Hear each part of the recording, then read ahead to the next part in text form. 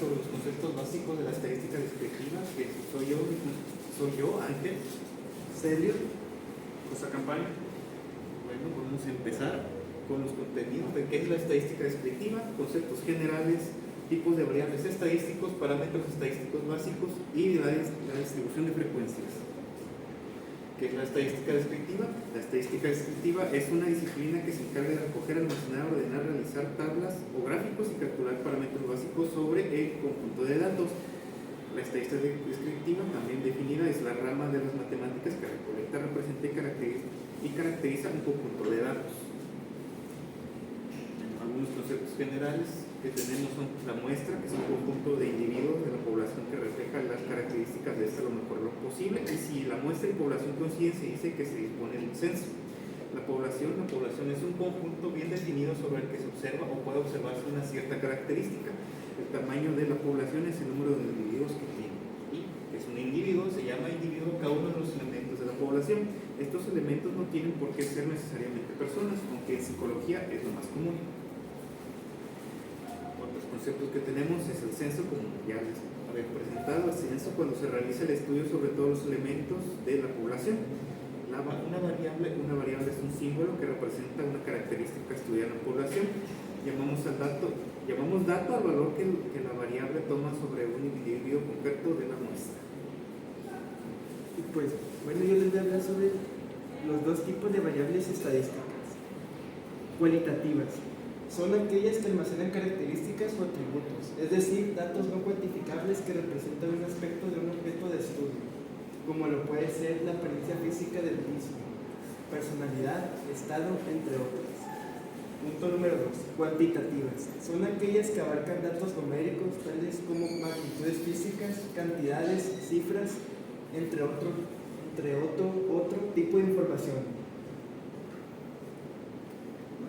Ahora yo voy a hablar acerca de los parámetros estadísticos básicos. En este caso serían 3, pero pues esta vez que presentamos 2, que serían los parámetros de forma, que son indicadores que permiten describir la distribución de probabilidad según la forma que tienen las gráficas.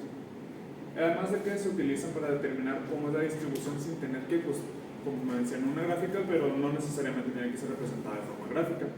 Entre estos están dos, los de simetría y el denominado kurtosis. El de asimetría indica el grado de simetría o no que tiene la distribución, y el de kurtosis indica el grado de concentración de una distribución alrededor de su media, es decir, si está más ligada hacia la media o no, más dispersa.